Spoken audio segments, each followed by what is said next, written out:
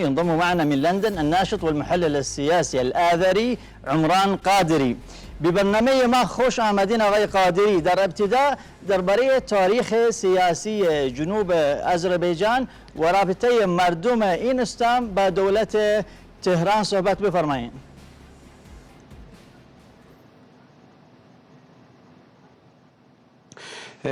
با سلام خدمت شما و بینندگان و شنوندگان عزیز و با ارادت به ملت بزرگ عرب. و وقتی بحث ترک صحبت میکنیم یا ترک های آذربایجان، چون من بحث آذری را مطرح نمی کنم، چون بحث آذری همون تفکر پانفارسیسی هست که ما مشکلات زیادی را از این بابت داشتیم. من بحث ترک ادامه میدم و بحث ترک یعنی کلمه ترک استفاده میکنم، ترک های آذربایجان. شما نگاه میکنید که ترک های آذربایجان تاریخ 7000 ساله در این مناطق دارن و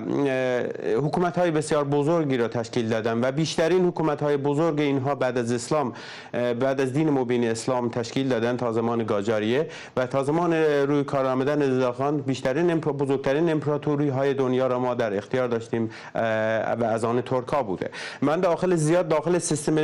مسئله تاریخی نمیرم و بحث تاریخی را از دوره مشروطیت شروع میکنم که بسیار تاثیرگذار بوده در روند 130 سال گذشته که شما وقتی نگاه میکنید که آذربایجان به نوعی مهد تمدن ایران بوده و تمام تکنولوژی های جدید و تمام ایده های جدید از آذربایجان به ایران رسوخ کرده و در واقع از آنجا در واقع ایجاد شده و شروع شده به تفکر و تکنولوژی جدید. تمام دیکتاتوری هایی که بر ایران حاکم بوده به نوعی یک در واقع فشار و اختناقی را بر ملت های مختلف در ایران داشته، به خصوص عرب ها و ترک های آذری و بلوچ ها و ترکمان ها. وقتی از بحث ترک های آذری صحبت میکنیم ما به ستارخان باقرخان میتونیم اشاره بکنیم که اون ظلم و ستم بر حق، ظلم ستمی که بر مردم میدیدن شروع کردن به یک جریان، یک حرکت سیاسی و حرکت سیاسیشون باعث یک تغییر بزرگ در روند سیاسی ایران شد و تونستن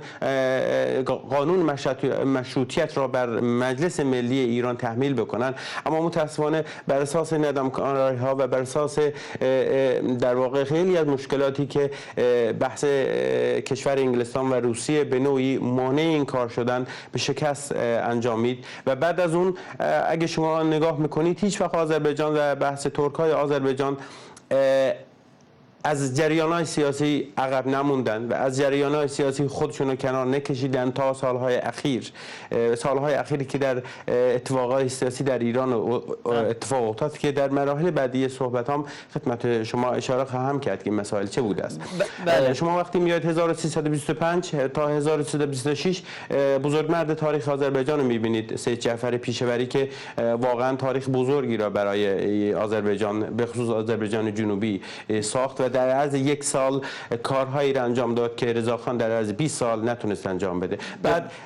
به شدت سرکوب شد و 35,000 نفر مردم آذربایجان، مردم ترک قتل عام شدند و صدها هزار نفر به مناطق کویری ایران در واقع تبعید شدند و بعد از اون کتاب سوزی های عظیمی، تخریب فرهنگ و به نوعی نابودی فرهنگ آذربایجان شروع شد. بعد میایم سید محمد پیش خیابانی را مثال میزنیم، بعد میایم انقلاب اسلامی که ترک‌ها نقش اساسی داشتند، بعد مسئله اعتراض به حقوق ملت‌ها در زمان آیت الله شریعت مداری بود و اینها اتفاقایی هستند تا سال 85 و تا سال قبل که یک اعتصاب‌های عظیمی در منطقه آذربایجان به دلیل تبعیض بر علیه ملت ترک ایران انجام شد. اگر درباره همون وقت بعد از انقلاب صحبت کنیم، اوضاع اقتصادی، سیاسی، زبانی، فرهنگی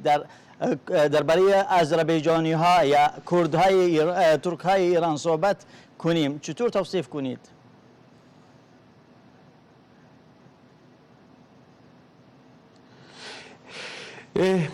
من موقعیت و وضعیت ترک های آذربایجان را به دو قسمت تقسیم میکنم که خدمت شما در دو قسمت بیان میکنم. یک قسمتش بحث اقتصادی، فرهنگی، سیاسی هست و بحث دومش نسبت به حرکت، در واقع بحث حرکت ملی آذربایجان هست که در 25 یا در 20-25 سال گذشته یک روند بسیار روزافزونی را پیدا کرده. ولی شما وقتی نگاه میکنیم جمهوری اسلامی و روند سیاستی که در جمهوری اسلامی نسبت به ملیت‌های مختلف در ایران اتفاق افتاد و اعمال شد، در واقع همون ادامه دهنده سیاست‌های دوران شاه بود و رضاخان بود، هیچ تغییری پیدا نکرد و ما خیلی نقش بزرگی در انقلاب داشتیم به خاطر اینکه می‌خواستیم از اون ظلمی که بر ملت ترک ایران، ترک آذربایجان اعمال میشه کمتر بشه و متأسفانه بعد از انقلاب کسانی که سوختن و کسانی که ظلم بر حقشون شد بازم ما بودیم که متأسفانه بازم همون تحقیرها و تمسخرها بر حق ما اعمال شد و به خصوص از بعد اقتصادی و سیاسی فشارهای بسیار شدیدی بر ما اعمال شد و سرمایه‌گذاری‌های زیربنایی در منطقه آذربایجان اصلا اتفاق نیفتاد و به تبع آن رشد اقتصادی و رشد فرهنگی متوقف شد و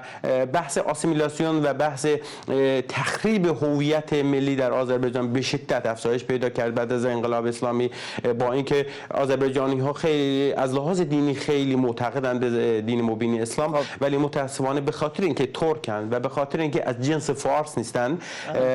نتونستن از امکاناتی که فارس‌ها میتونن در منطقه فارس نشین به دست بیارن، متأسفانه آذربایجانی‌ها نتونستن به اون پیشرفت دست پیدا بکنن. و از بود دیگه هم نگاه میکنیم بحث آسیمیلاسیون هست که هر روز تخریب و تحقیر بر آذربایجان‌ها که به خاطر اینکه ترکن، به خاطر اینکه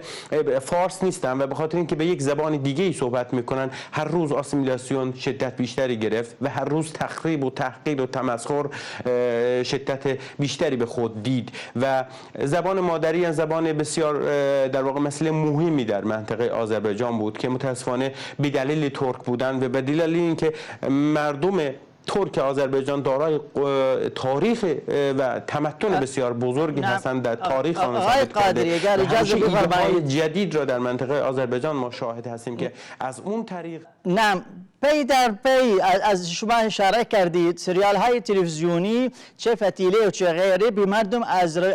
ترک های ایران توهین میکنند. آیا دولت ایران گامی درباره ایقاف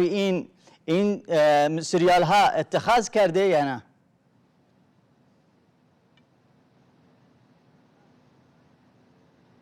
ببینید بحث سریال ها ادامه روند تخریب و نابودی فرهنگ آذربایجان هست و اینها به نوعی یک حرکت بسیار برنامه‌ریزی شده بوده، سریال ها و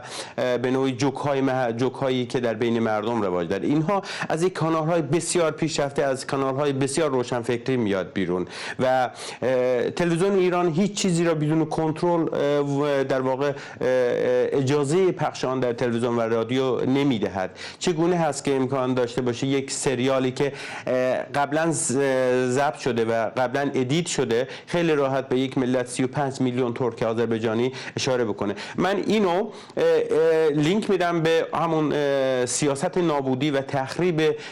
و در واقع حذف مردم ترک آذربایجان از زمانی که از زمان رضاخان شروع شد و این ادامه دهنده همون سیاست‌های پانفارسیستی و سیاست‌های فاشیستی که پانفارسیست ها بر علیه ملت های غیر از فارس دارند و اینها هم خدمت شما عرض کردم اینها ناشی از کوچک بودن من ترکی یا شما عرب نیست، ناشی از اینکه ما فرهنگ غنی داریم، ناشی از اینه که تحمل فرهنگ ترک و عرب در ایران نمیتونن داشته باشن و